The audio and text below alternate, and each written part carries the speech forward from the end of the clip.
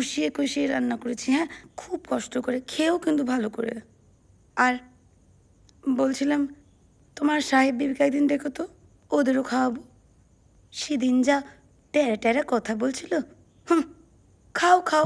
কি গো, তুমি খাও। তুমি এসো, একটু কথাবার্তা আছে, ও খেয়ে দিবে বুঝে শুনে। মাথা খারাপ নাকি আমার? তোমাদের এই রাজনীতির কচকচানিতে আমি থাকতেও চাই না। হ্যাঁ, আমি চললাম। আচ্ছা বেশ। খাবে কিন্তু পাকরাশি, মাছের মাথা, চিংড়ি মাছ, মাংস পুরোটা খাবে, শেষ করে যাবে। আমি মিষ্টিটা নিয়ে আসছি। আরে খাও।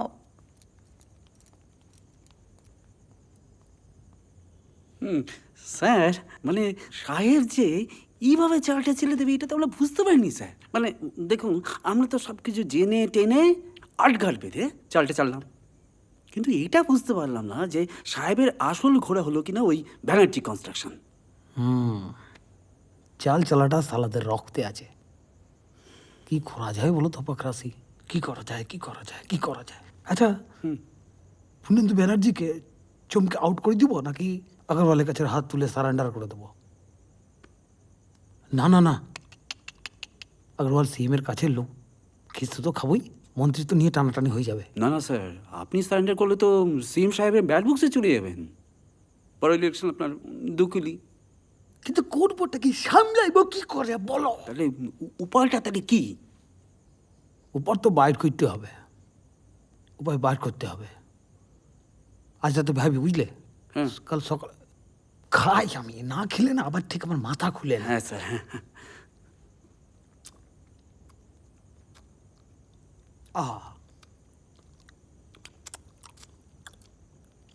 আচ্ছা হুম পাশে হুম ওই যে ছেলেটা যার নাম্বার নিয়ে টেন্ডারটা জমা করলো, সাহেব, হুম মালটা থাকে কোথায়? মানে রায়গঞ্জে নাকি অন্য জায়গায়? জানি না। জানো না। তাহলে কি জানো তুমি?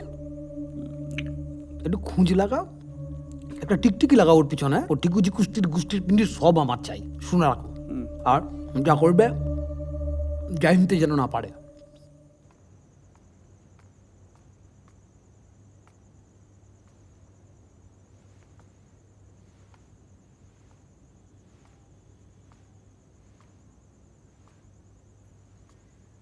কিছু চিন্তায় আছেন মনে হচ্ছে। কাজ?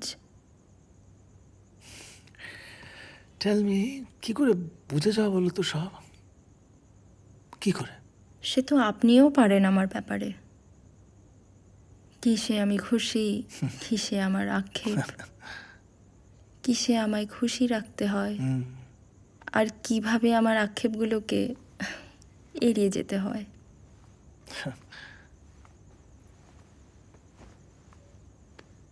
ইচ্ছে থাকলে আমাকে সবটা খুলে বলতে পারেন। পারি, একমাত্র তোমাকেই বলতে পারি, জানো তো, একমাত্র তোমাকে। সে আমি হিসেব চাইনি, কজনের কাছে পারেন। অভিমান